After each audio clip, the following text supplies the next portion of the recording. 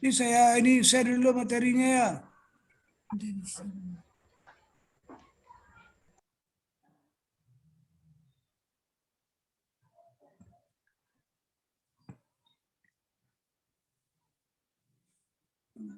Materi. Nah.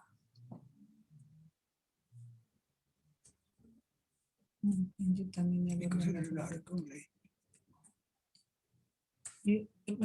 kemarin. Oke. Assalamualaikum. Waalaikumsalam. Waalaikumsalam. Begini, setelah saya memperhatikan tugas-tugas yang dikumpul, baik dari lokal B maupun dari lokal A ini, saya merasa perlu mereview secara ringkas dulu sedikit ya. Yang materi kita awal, sebelum saya lanjut ke materi baru tentang regresi binary logistik.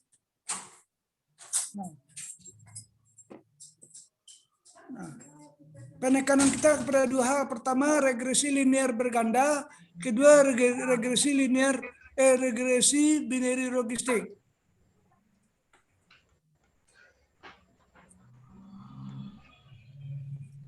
Thank you, Ji.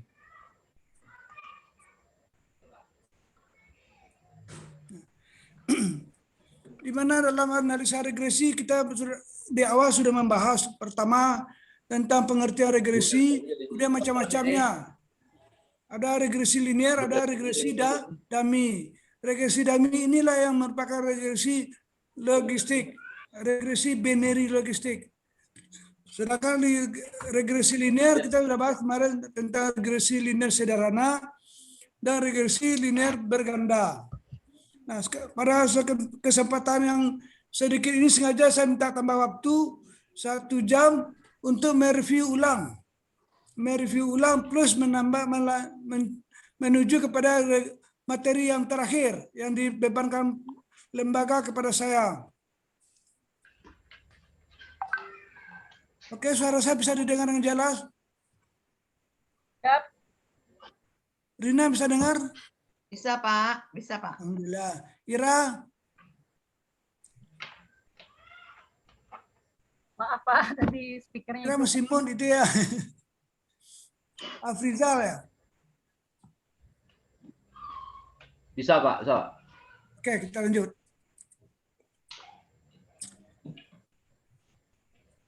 Intinya, ringkasnya begini. Kalau kita mau melihat hubungan dua variabel, satu variabel dependen, satu variabel bebas. Bila melihat hanya hubungan dua variabel itu saja, maka kita menggunakan regresi linear sederhana. Kalau udah banyak variabel bebasnya, lebih daripada satu variabel, 2, 3, 4, 5, dan seterusnya, maka kita menggunakan regresi linear berganda. Nah, kalau variabel dependennya bersifat kategori atau bersifat biner, pilihan dua cuma setuju tidak, pilihan suka tidak suka, puas tidak puas, bayar tidak bayar. Nah, maka kita menggunakan binary logistik. Nah, itu aja intinya ya. Jadi kalau linear sederhana kita hanya menggunakan satu variabel bebas dengan satu variabel terikat. Itu inti.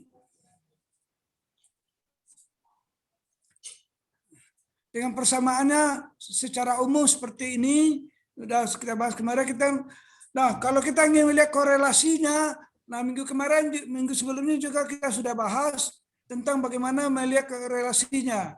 Nah, tapi kalau datanya bersifat ordinal, kita bisa menggunakan rank Spearman, C-quadrat, dan lain-lain. Banyak. Person. Tapi kalau kita mencari bentuk persamaannya, bentuk modelnya, kita gunakan regresi linear sederhana. Itu inti-intinya ya. Nah, secara manual kita bisa menyelesaikan, mencari model tersebut dengan persamaan ini, rumus-rumus ini. Nah, seperti kasus sebelumnya, kita gunakan tabel, Kita masuk ke dalam rumus dari total dari tabel-tabel tadi sigma-sigmanya nilai B, kemudian kita cari nilai A. Nah, dapat persamaannya. Nah, ini yang regresi linear sederhana. Satu variabel bebas X, satu variabel terikat Y.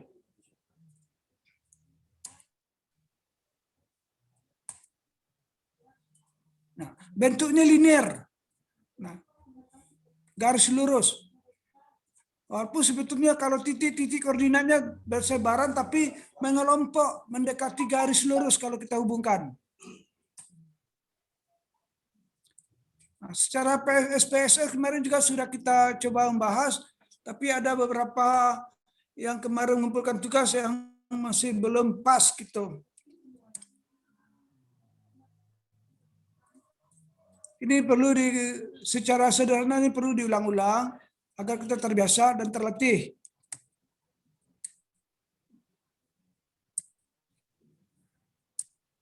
Di mana baik secara manual maupun dengan menggunakan program SPSS ini hasilnya akan sama.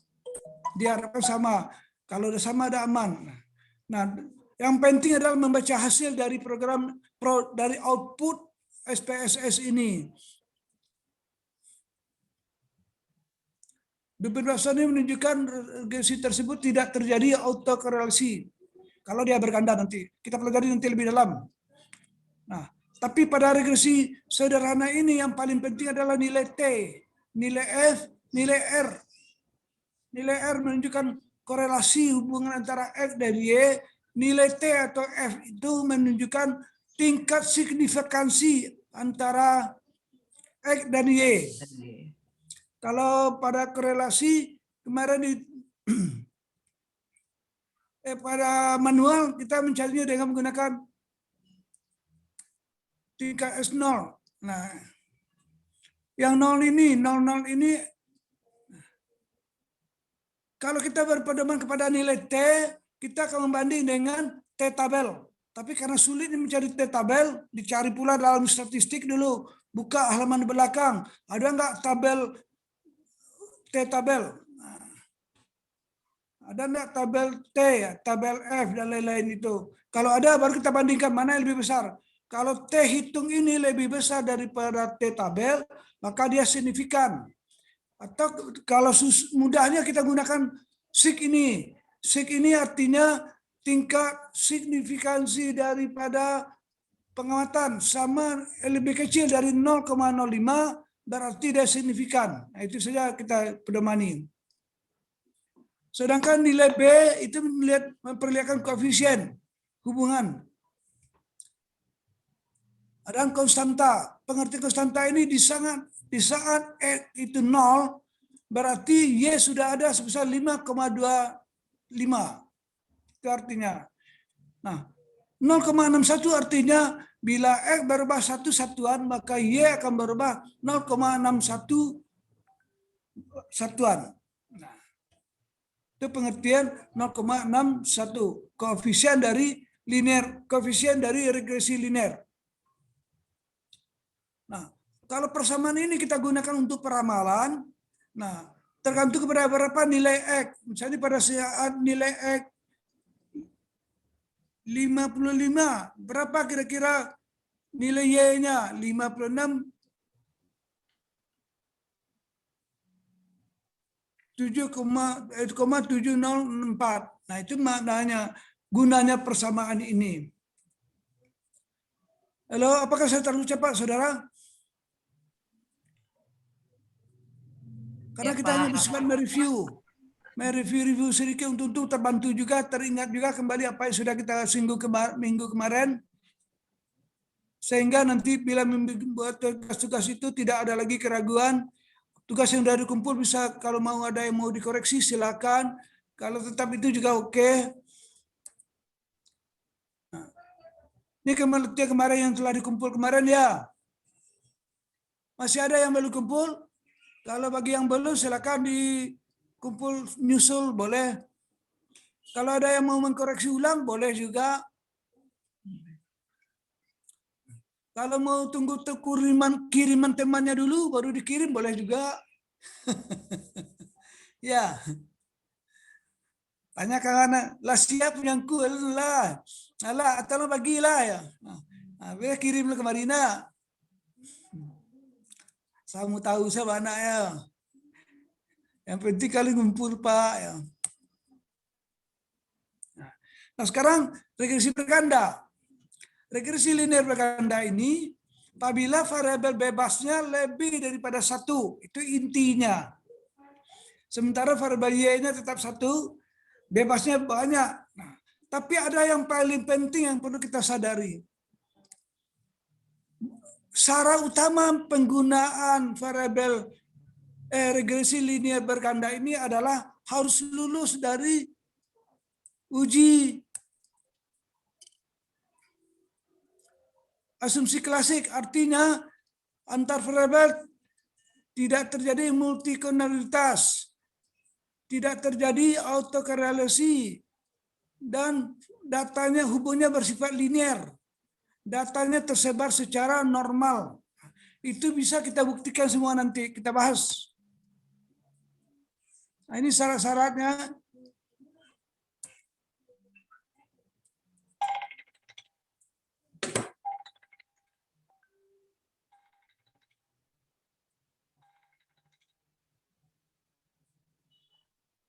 Mus Ramajai santai.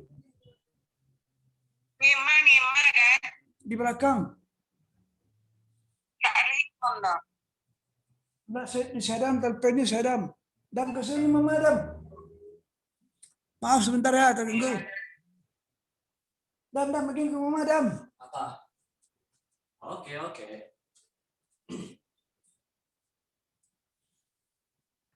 Oke, kita lanjut. Tes. Ini contoh yang kita lakukan kemarin. Nah, ini dia uji asumsi klasik.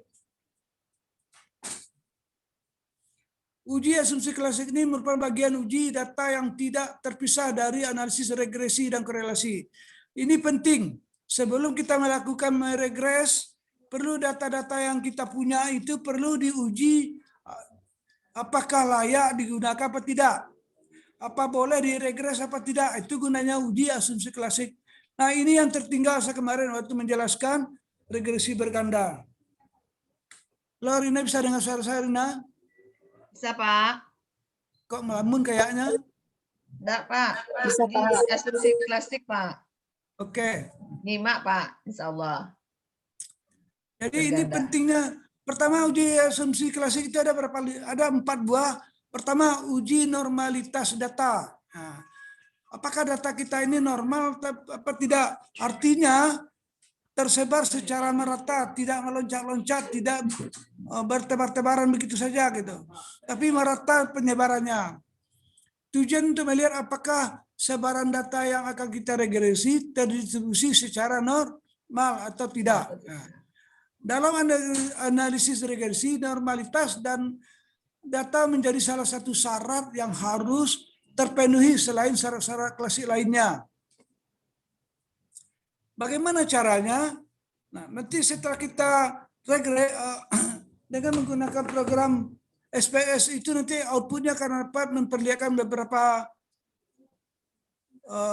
petunjuk. Nanti kita lanjut petunjuk di mana di situ salah satunya adalah tabel Kolmogorov-Smirnov. Nah, itu tabel itu yang kita lihat. Kita lihat berapa tingkat angka signifikansinya.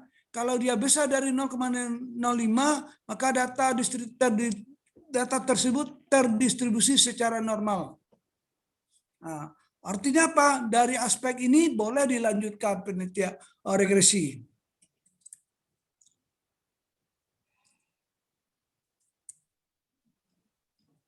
Ini contohnya. Ini kan 0,2 ya, besar dari 0,05. Nah, ini aja yang cuma kita lihat. Dari output hasil SPSS kita keluar ini, kita minta nanti tes normalitas. Nah, keluar ini pada analisa kan ada tadi item data. Nah, kita minta ini lengkap. Normality spot. Keluar langkah ini. Nah, bila angka sig di atas ini besar dari 0,05, berarti dia data tersebut tersebar secara normal, merata. Nah, oke, kita berarti itu lulus 1 poin. Nah, atau bisa juga dilihat dengan hasil diagram Venn-nya. Berbentuk lonceng apa tidak? Nah, ini bentuknya. Kalau begini bentuknya berarti dia kurvanya normal. Kurva normal ya. Nah, kurva normal berarti dia data itu tersebar banyak dalam ini. Tidak seberapa yang di luar.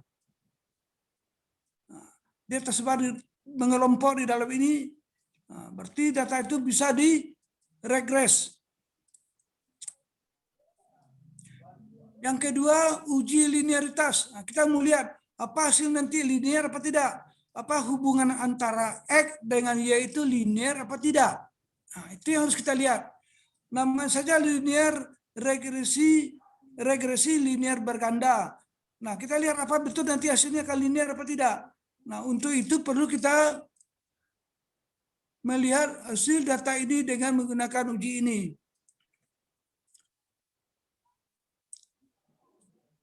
Apabila dia tidak linear, maka pengolahannya perlu dengan yang analisis non-linear. Apakah regresi logaritma, regresi dummy, nah, itu maksudnya. Kalau hasilnya tidak linear.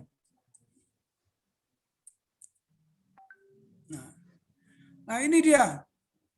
Pada gambar samping menunjukkan hubungan linear antara variabel jumlah kunjungan dan tingkat kepuasan. Dari data kita yang kita contoh, ini contoh bentuk yang linear. Kalau begini bentuk penyebarannya berbentuk linear, maka kita bisa meregres lulus yang kedua. Uji yang ketiga disebut dengan uji multikonoritas. Uji multikonoritas ini artinya ringkasnya, intinya adalah tidak terjadi hubungan antar variabel X yang kuat. X1 dengan X2 saling berkorelasi pula dia. Nah, maka korelasi cukup kuat. Nah, itu yang tidak boleh. Kalau itu terjadi, maka hasilnya tidak akan signifikan. Jadi uji ini sering juga disebut dengan uji independensi, merdeka ya, antar satu variabel tidak terikat dengan variabel yang lain. Bertujuan untuk melihat apakah terdapat hubungan korelasi antar sesama variabel X atau variabel prediktor yang memprediksi Y.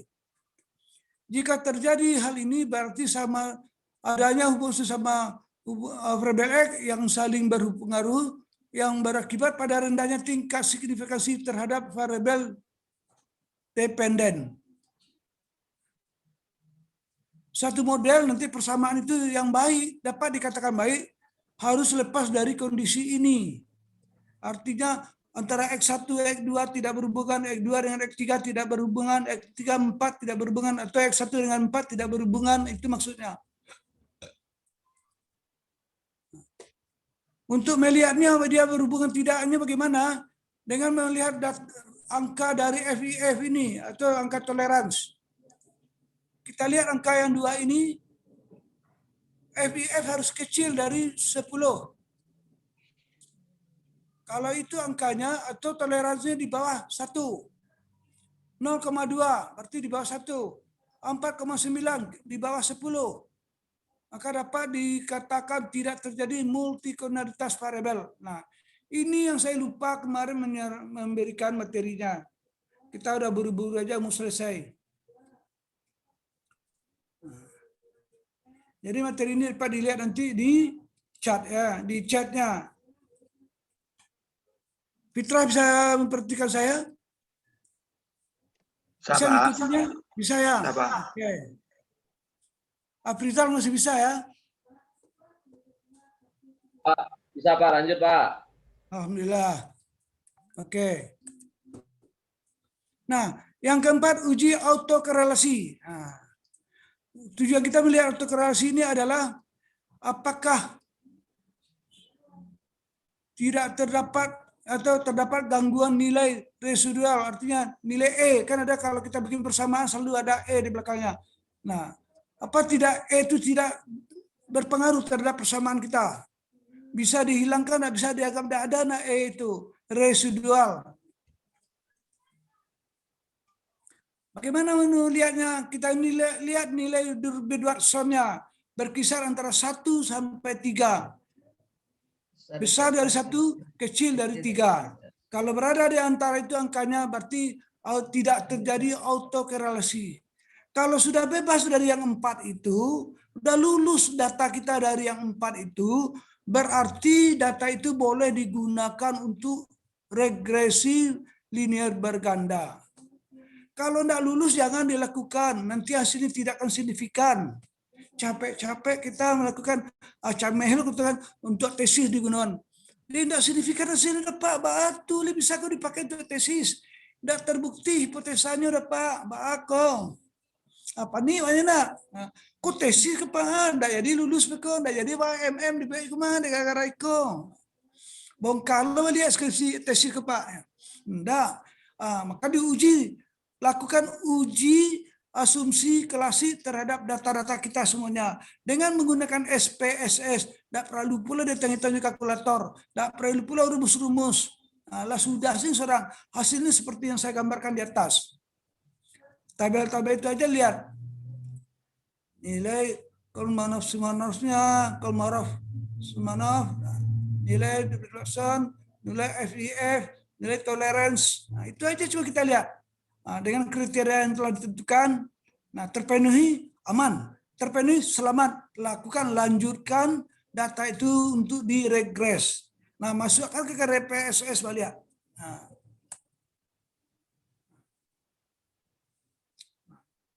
Nanti hasil SPSS itu kira-kira seperti ini pula yang penting. Ada mode summary-nya yang kita lihat itu ada R-square-nya dan berbeda ini 1,4 dia kan tinggi itu, di atas 1 di bawah 3.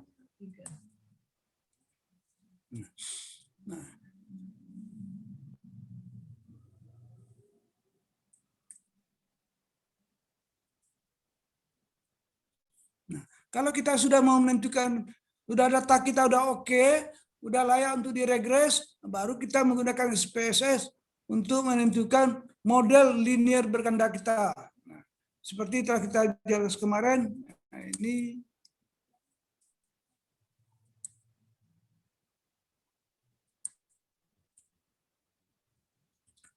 hasil.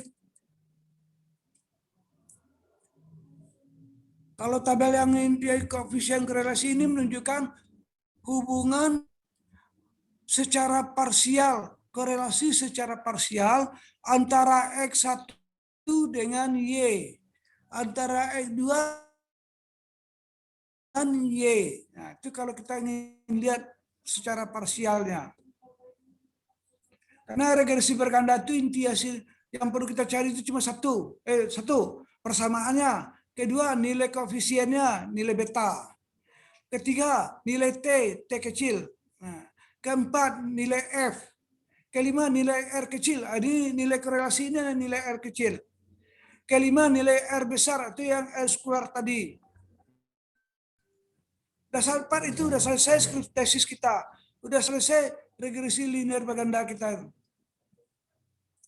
Cuma itu, kalau regresi linear berganda yang kita gunakan untuk tesis. Untuk menjawab hipotesa pada tesis kita.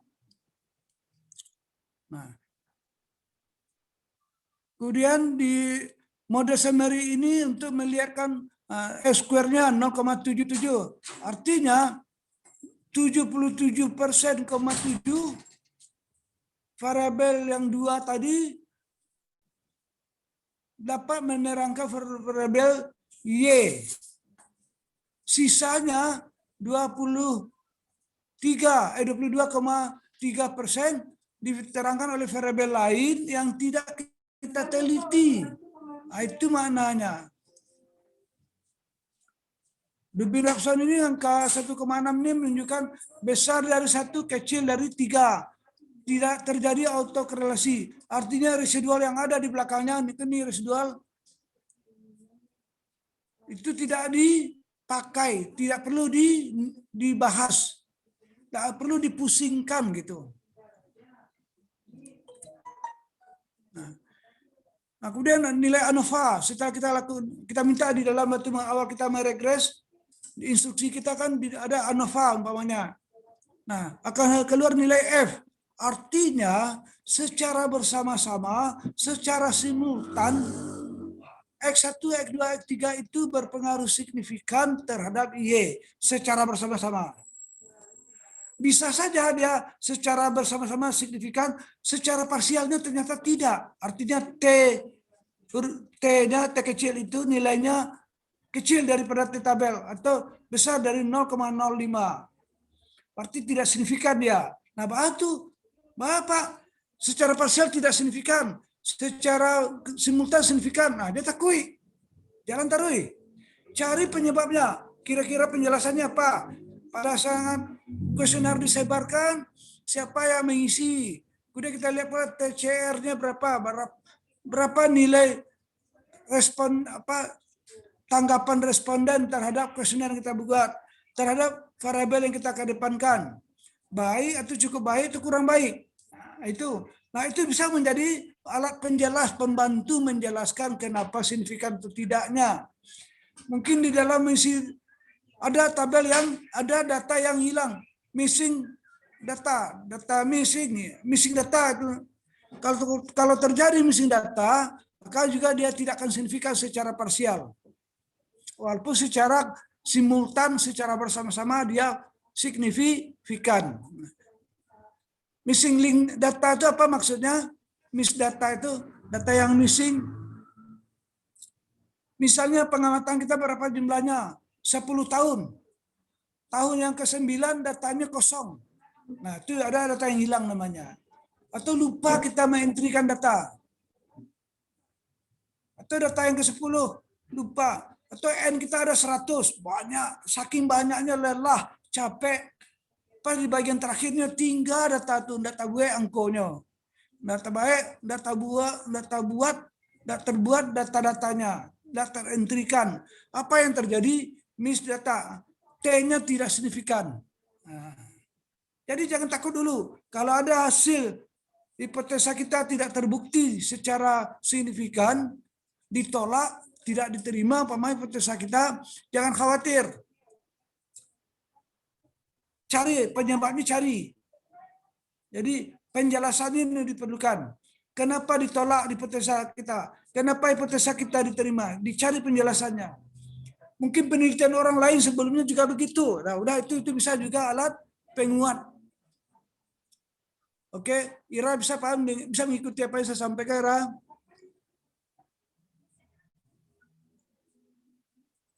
Enggak aja ya. Bisa, Ira? Ya, Pak. Oke, kita lanjut ya. Fitrah bisa lanjut kita? Lanjut, Pak. Yang lain? Lanjut, Pak. Bisa, Ika, Pak. Lanjut, Pak. Ya, kita lanjut. Lanjut, Pak. Silakan, Pak. Nah, ini dia nilai T itu. Nah, kalau kita T ini kita susah membandingkannya dengan T tabel, karena harus dia dibandingkan dengan T tabel. Maka kita lihat aja nilai sig-nya. Kecil dari 0,05 berarti udah aman, signifikan. Kalau dia tidak signifikan bagaimana? Cari penyebabnya. Nah, atau cari ulasan yang menjadi penguatnya. Kenapa kita bela dia yang tidak signifikan itu, kita bela dia. Nah, itu artinya. Akibat tidak signifikan kan hipotesa kita ditolak. Ya. Tidak diterima AA-nya. Nah, jangan khawatir gitu.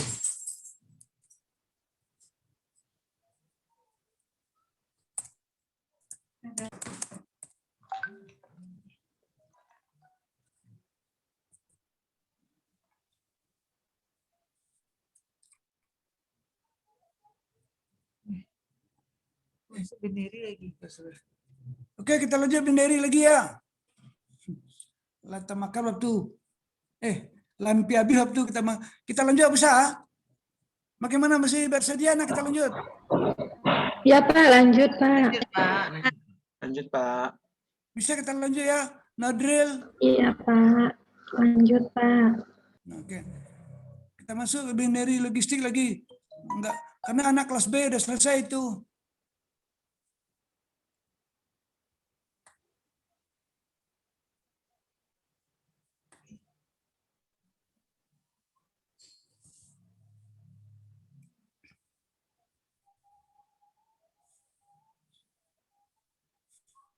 Bisa lihat materinya?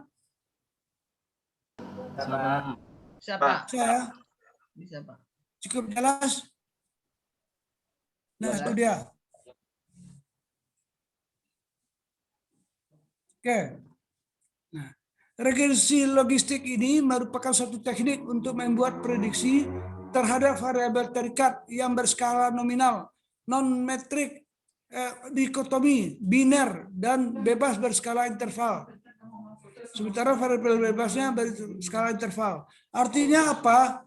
Nah, kalau variabel Y-nya kita menganalisa tentang kinerja tinggi lawannya rendah.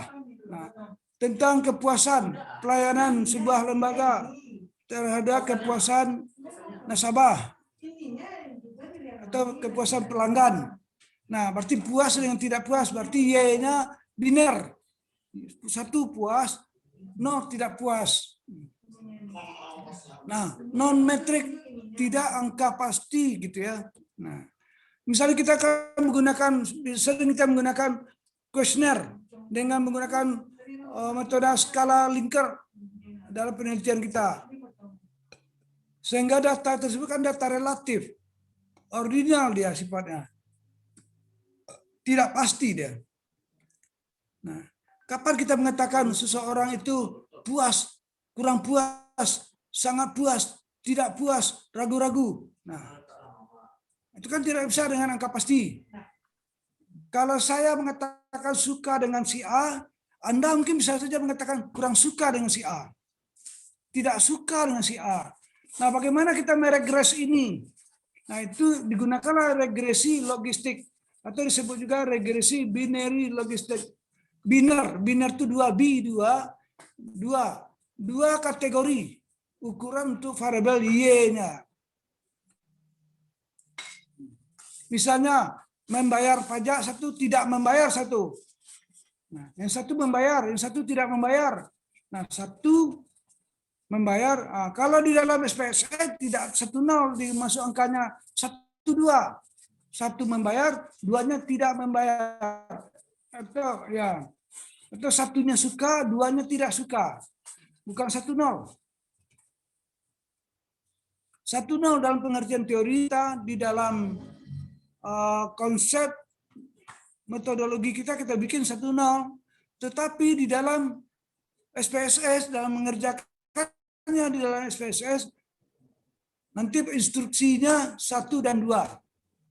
Nanti bisa kita lihat.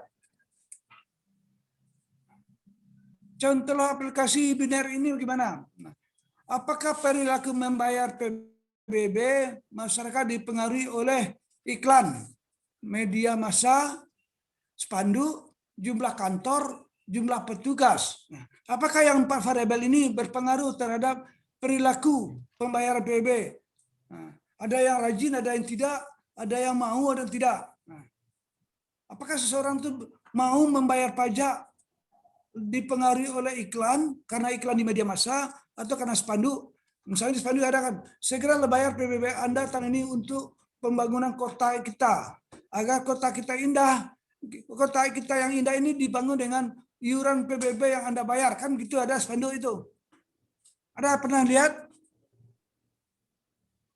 Bagi mereka yang bekerja di Dinas Perpajakan, Pak. nah, saya lihat nih. Nggak pernah, Pak. Bisa kita lakukan riset penelitian di tempat dia bekerja, nggak perlu jauh-jauh keluar kantor. Gunakan data yang ada di kantor untuk tesisnya. Bagi yang sudah, semuanya kan pada bekerja semuanya. Salah saya ya bekerja semua kan. Udah ya? Saya, Pak. Kalau nggak salah kemarin itu sudah ada yang tidak bekerja ya, semua udah ada kerja ya. Nah, coba lakukan penelitian di tempat yang masing-masing untuk tesisnya agar tidak jauh-jauh ke luar kantor, agar data sekundernya gampang didapat, data primernya juga gampang ditemui, respondennya gampang didapat. Itu kelebihannya kalau orang bekerja kuliah. Untuk penelitiannya dia enak, data lengkap di kantor, data sekunder ada di kantor, data primer bisa dicari dari yang berhubungan dengan kantornya, orang-orang yang berkaitan dengan kantor. Siapa yang menjadi responden kita? Apakah karyawan, apakah masyarakat? Bisa kita lihat itu semua. Nah, kalau tentang pembayaran pajak ini, siapa responden kita? Masyarakat. Nah,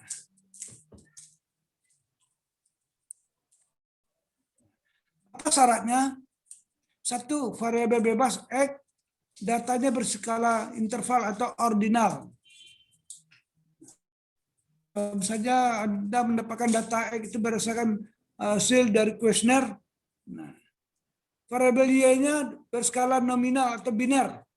Hanya ada 2 kategori, iya atau tidak, betul atau salah, bayar atau tidak, puas atau tidak, tinggi atau rendah, hitam atau putih.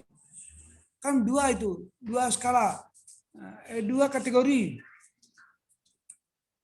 Nah, persamaan regresi linear, persamaan regresi binary logistik ini bentuknya berbeda sedikit dengan regresi linear berganda. Ada kemiripan, ya, tapi berbeda. Nah, ini dia.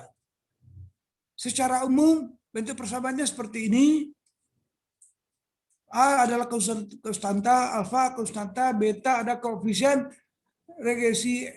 regresi binernya. Dia dalam bentuk persamaannya dalam bentuk log. Probabilitas berbentuk probability. Nah, sehingga persamaannya ini. Y sama dengan log P sama dengan P per 1 kurang P sama dengan ini. Masuk persamaan ini kembali di samping ini. Y variabel dependen, itu variabel terikat. Yang bersifat biner tadi. 1-0 atau kalau dengan menggunakan SPSS 1-2 nanti. X2 variabel independen 2, X3 variabel independen 3, X1 variabel independen X1. Variabel bebas. Nah, terserah namanya apa. Kalau tadi klan ya. Nah, apa yang akan kita lakukan sebagai alat penafsiran kita? Apa yang kita lakukan? Pertama yang kita lihat itu nanti adalah yang akan kita cari itu nanti adalah hasil uji kelayakan model regresi. Kalau lulus uji kelayakan model regresinya baru kita lanjutkan. Baru kita boleh jalan terus. Uji ini untuk melihat kelayakan model regresi yang akan didapat nantinya.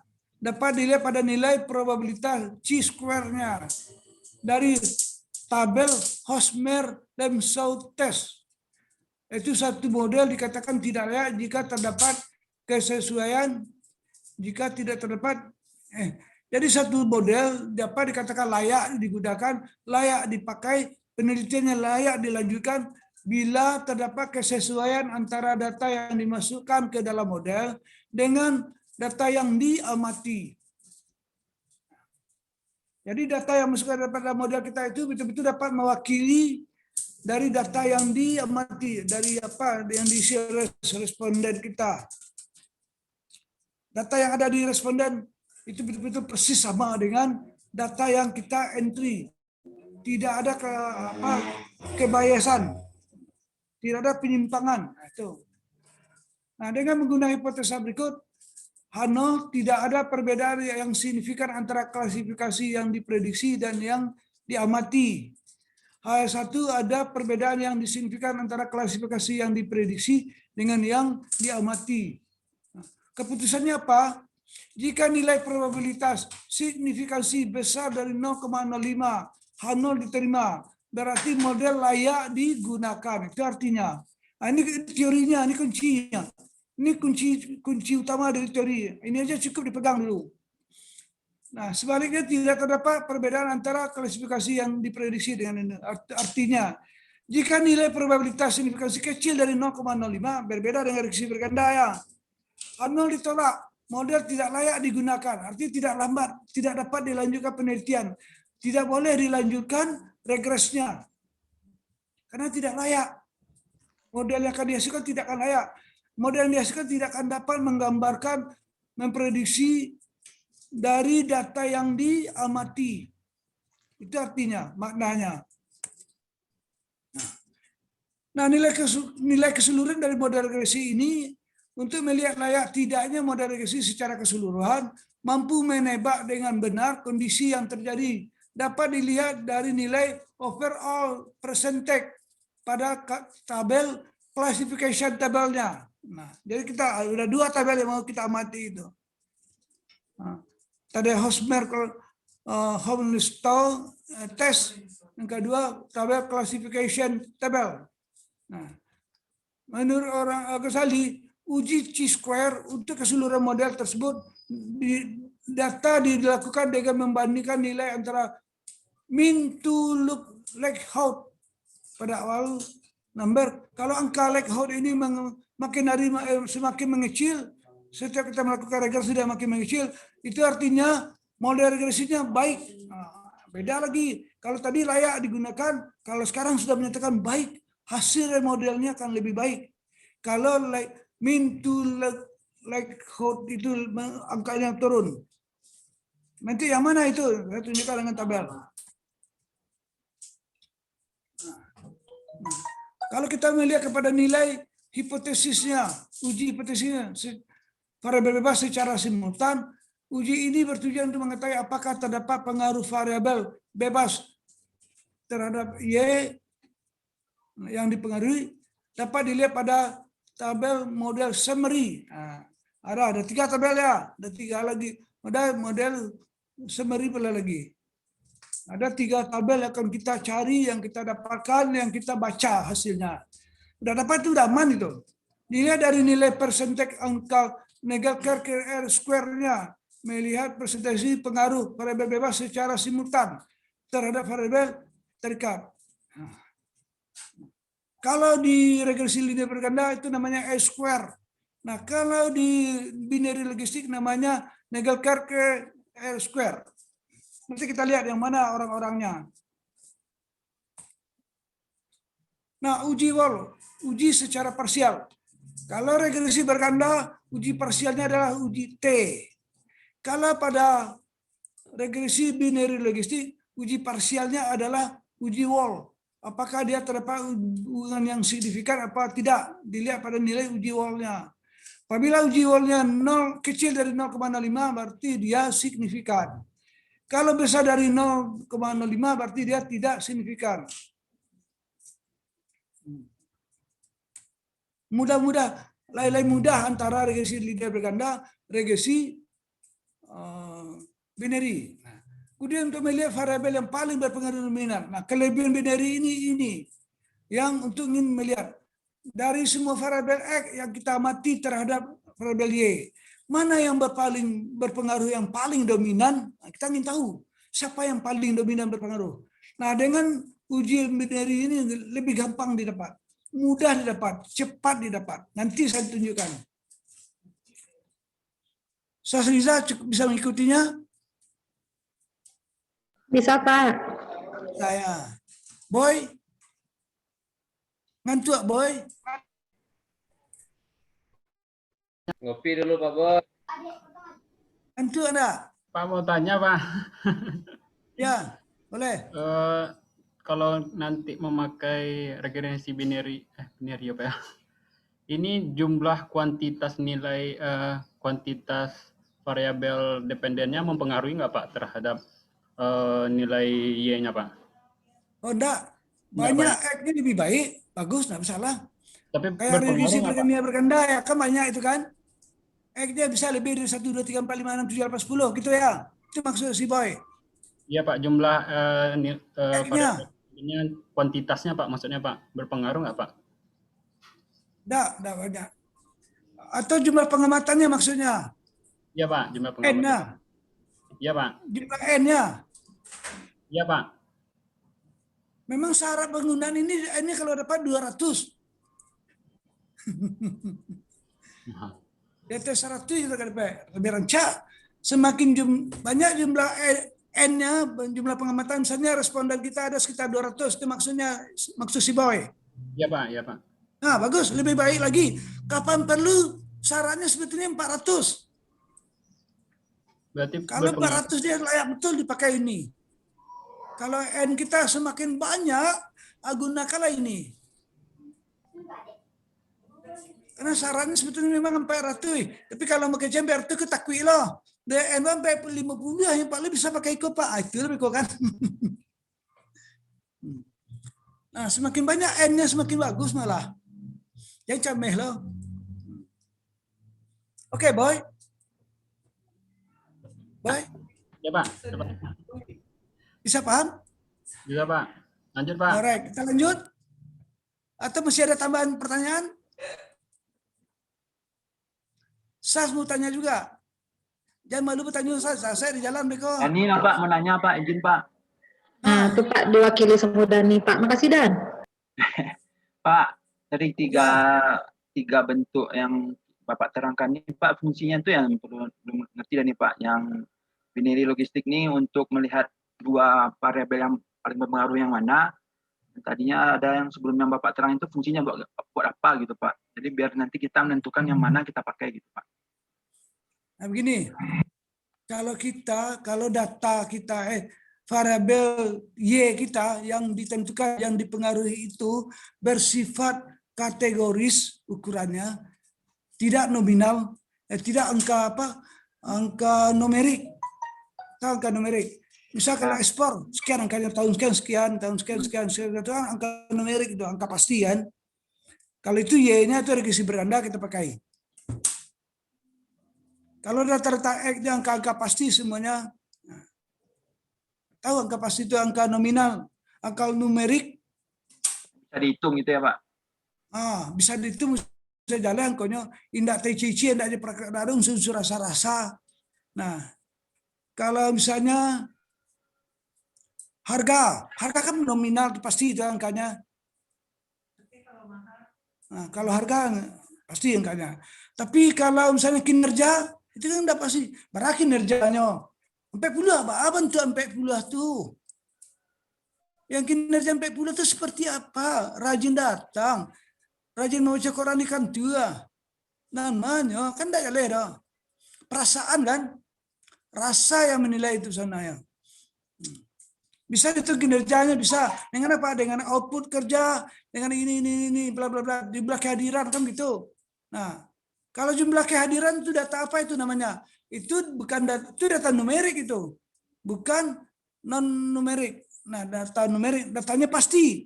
Jumlah kehadiran 25 kali dalam sebulan. Sampai banyak kali dalam sebulan. Jumlah kealfanya 7 kali dalam sebulan. Tiap bulannya pasti ada alfa 7. Nah, sekarang kalau saya tanya rajin, apa ukuran rajin? Rajin, sangat rajin, tidak rajin. Nah, kan begitu. Seperti apa rajin itu? Acok datang Pak, acoknya membaca, acok kerajanya salah saya. Itu disiplin. Nah, berapa nilai disiplinnya? 60. Dari mana tangankonya? Baca lihat kan yang saya Pak ini memang rajin, kerjanya disiplin. Datang on time, pulang on time, kerja selesai sesuai dengan klasifikasi. Ya, kan begitu. Nah, relatif di angkanya. Nah, kalau itu kondisinya pakai binary. Nah, kemudian kita kalau satu lagi kita mau lihat mana yang dominan di antara X1 sampai X sekian itu yang berpengaruh terhadap Y. Siapa yang paling dominan? Kalau ingin tahu, aja binary kalah. Ya. Mbak, paham? Siapa tadi yang nanya nggak nampak gambar saya? Dani, Wajah Pak. nggak Oke. Alright. Thank you. Sas, lanjut Sas. Mau tanya tadi ya? Enggak Pak, saya dengar aja lah Pak. Hah? Udah diwakili kawan? Udah diwakili Pak sama Dani. Nanti kalau ada yang nggak tahu saya nanya-nanya. Oke, bagus. Mantap. Mantap. Iyalah. Nah. Kita lanjut. Lanjut, Oke, Pak. kita lanjut ya. Lanjut Pak. Alright. Lanjut. Nah, Go jadi ahead. bagaimana kita melihat berpengaruh mana variabel yang paling berpengaruh itu kita lihat nilai uji B-nya, expected B. Kita lihat siapa expected B yang paling tinggi, itulah yang paling berpengaruh. Nah, yang mana dia? Nanti kita lihat. Nah, contoh kita ini, kita contohkan satu kasus. Nah, variabel X iklan. Nah, ukuran iklan. Nah, angko iklan tuh, spanduk angkonya. Nah, umpamanya, apakah Anda membayar pajak karena pengaruh di iklan? Apa iklan yang di mass media sangat berpengaruh bagi Anda dalam mengingatkan Anda membayar pajak? Nah, sangat setuju, tidak setuju dengan pernyataan itu. Nah, kan itu jawabannya angkanya. Nah, dapatlah data kita dengan cara begitu. Layanan, apakah layanan di kantor pajak cukup memuaskan Anda? Setuju, 5 nilainya. Kurang setuju, 4. Ragu-ragu, 3. Tidak setuju, 2. Sangat tidak setuju, 1. Nah, itu angkanya kan. Nah, kan relatif, tidak pasti. Perasaan. Angka perasaan. Kalau kita tanya, apakah dia sangat sayang sama kita? Jawabannya Sas. Sas. Kalau melakukan penelitian, Pak. apakah dia, Kenapa, apakah Pak? dia sangat sayang? Apakah dia sangat sayang sama kita? Jawabannya gimana? Sangat 5, setuju. Pak. Sangat sayang sekali, Pak. 5 kan? Atau engkau, dapat engkaunya untuk variabel. Tapi 5 itu kan sangat sayang. Nah, kalau kurang sayang, sampai. Kalau sangat tidak sayang, acok berang nih kawan. 1. Satu, Pak. Total itu semua nanti yang menjadi nilai angka variabel X3. Umpama. Oke, boy. Anggu apa sih anggu sih, boy. Tapi anggu tidak dulu. Tunggu baru Pak. Nah, baru sikap terhadap PBB. Mau bayar, tidak mau bayar. 1 membayar, 0 tidak bayar. Nah, itu. Ini konsepnya di dalam bab 3 kita bikin nih, dalam tertulis di bab 3, tertulis di metodologi kita. Tapi dalam SPSS bukan 1-0 yang muncul, 1-2. 1 membayar, 2 tidak membayar. Pak, tanya dulu Pak. Nah, ini dia data itu. Dari mana Pak engkau kok? Dari pertanyaan-pertanyaan seperti tadi. Dari situ dapat kita angka. Nah, udah angka itu kita olah dengan program SPSS. Tidak bisa aja manual dong. Tidak. Alita ada meko. Tidak jadi selesai meko. Berang linyo kawak meko. Habis hari dia mengurusku macam ya. Awak ni putar-putar di belakang awak lena. Sas. Apa ni yang nyendak Sas? Ni putar-putar di belakang awak. Tapasolah melak sentak kutil. Yo. Tambah anak merengek lo. Alah, anak merengek, papanya merengek, selalu merengek. Ada sakit pula yang. Dah jadi itu sih selesai dah. Pindahkan data tadi kepada data yang dari Excel tadi ke SPSS kita. Desain variabelnya. Di desain variabelnya di dalam SPSS itu untuk data berskala nominal. Klik 2 kali pada variabel, muncul kata dialog. Isikan angka 1 pada nilai kata tidak bayar. Isikan angka 2 untuk bayar. Kalau kita memakai angka 2 untuk bayar. Lakukan analisa sebagai berikut. Pilih menu analyze regression. Nah, binary logistik ada situ nanti binary logistik. Gampang ini ambil. Isi kolom dependen dengan variabel bayar.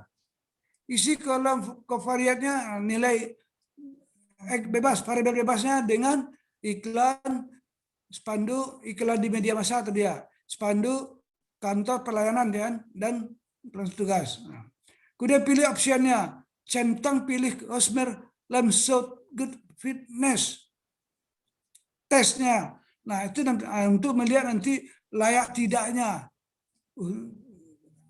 variabel kita, model kita nanti. Nah, kemudian continue, tekan OK. Apa ini dia?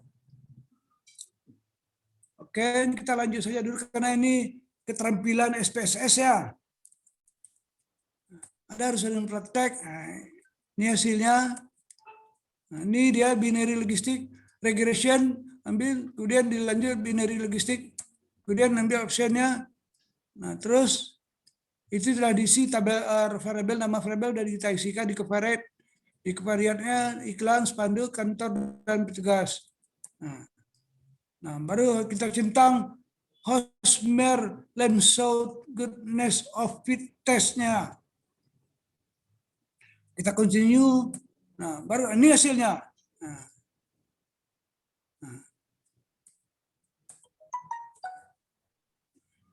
Ini dia. Ini hasilnya, aduh, ini kan, nah ini tabelnya Hosmer-Lebesgue test itu. Kita lihat C square-nya kan.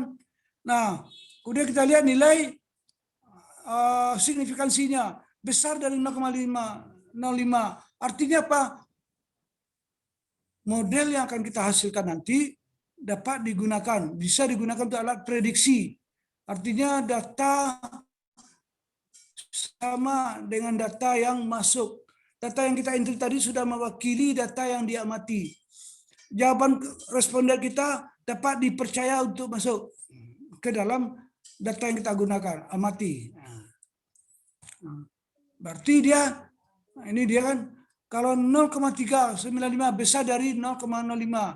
Artinya apa? Artinya model yang kita hasilkan dapat digunakan sebagai alat prediksi. Boleh dilanjutkan. Itu maknanya dari tabel ini. Itu aja cuma dilihat, tidak pusing-pusing. Nah, kemudian kelayakan secara keseluruhan. Lihat pula nanti nilai prediksi overall-nya 66% di sini kan. Nah, 66,7. Artinya apa? 66,7% dipengaruhi oleh variabel X yang kita amati secara bersama-sama. Sisanya oleh variabel lain yang tidak kita amati. Sama square pada regresi linear berganda. Nah, kemudian kita lihat pula nilai ini dia. Uji secara bersama. Lihat nilai Herkut. Nilai Herkut yang saya bilang tadi. Ini apa artinya? Angka ini nanti kalau kita regresi sekali lagi, ini kan step 1, ada nanti step 0, ada nanti step selanjutnya. Kita lihat angka ini, apakah 535 ini menurun? Mengecil dia. Pasti mengecil. Kalau modelnya, datanya benarnya, variabel ini dapat kita gunakan untuk sebagai alat prediksi selanjutnya. Itu artinya. Nah, kemudian kita lakukan lagi regresi lebih lanjut karena sudah dibolehkan, sudah layak, sudah baik, katanya kan kita lanjut lagi. Nah, didapatlah koefisien ini. Tabel variable in the equation. Nah, nilai beta ini dia nilai betanya. Dapat kan sama dengan regresi linear berganda. Dapat nilai betanya. Ada hubungan negatif, jangan takut. Oh, konstantanya negatif, jangan takut. Nah, ini setelah kita jadikan persamaan ini dia. Ini artinya apa? Sebelumnya orang tidak ada bayar pajak karena belum ada instruksi pembayaran pajak, belum ada instruksi suruhan bayar pajak, belum ada pemberitahuan pembayaran pajak. Nah, tidak ada pembayaran pajak, min dia. Itu arti min. Nah, kemudian kalau plus X1 apabila iklan di satu satuan maka pajak naik sebesar 0,11 per satuan. Itu artinya. Apa artinya negatif? Kalau negatif sebaliknya, hubungan terbalik.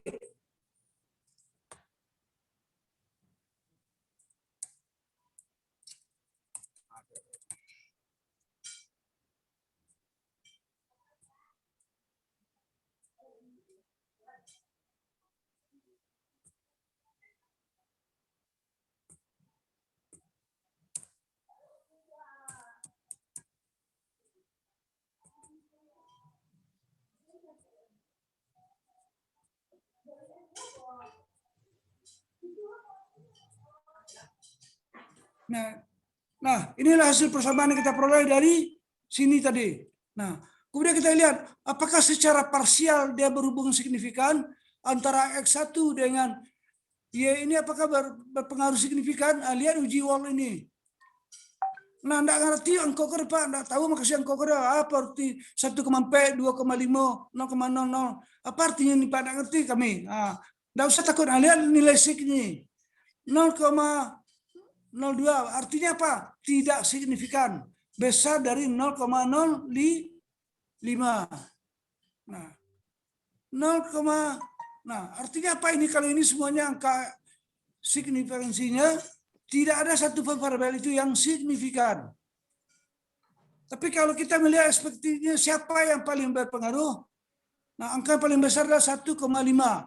Artinya X2 tadi apa? Spanduk. Spanduklah yang paling berpengaruh orang untuk membayar pajak PBB. Kayak di depan kantin ada tuh spanduk besar dibikin tuh. Kita membangun kota ini dengan uang PBB yang Anda bayar. Nah, baru sadar orang membaca jauh.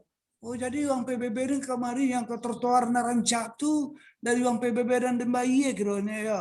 Nah, Taman Narancak itu dari uang PBB kiranya. Kalau tidak ada bayi uang PBB, tidak ada PT Pemda ada untuk pembangunan kota. Anda rancak kota, anda bisa lero lo mencaliannya dong. Nah, kalau dia kota rancak, adu dua lo ada taman tu satu jadinya. Yang nak asas, bawa anak-anak duduk di situ. Main-main ke taman Jam Gadang tuh. Aja taman Jam Gadang tuh dibangun. Di samping bantuan pusat adalah PAD, pendapatan asli daerah. Dari mana sumber PAD? Dari retribusi pajak dan lain sebagainya. Itulah makna temuan kita. Nah, inilah persamaannya. Kalau nggak ada pertanyaan lagi, saat ini selesai pula sudah regresi binary logistik. Pas on time sampai 1,5 jam, selesai materi kita semua. Dari yang ditugaskan oleh lembaga. Kalau anak kelas B kemarin 2 jam itu saya 2 jam itu clear. 2 kali tatap muka. Ini tambah seketik karena ke petang ada yang lupa. Lupanya kadang itu enggak seketik dah. Uji asumsi klasik lupa, binary logistik tertinggal, itu maka tambah 1 jam kini. Kali setujunya enggak? Setuju, Pak. Baik, Pak. Setuju, Pak. Nah, kalau enggak ada pertanyaan Bu akhiri ya. Lagi kira. Iya, Pak. Baik, Pak. Ada, Pak. Enggak ada Bu akhiri. Udah, Pak. Kiri, Pak. Lah minum ya, Pak.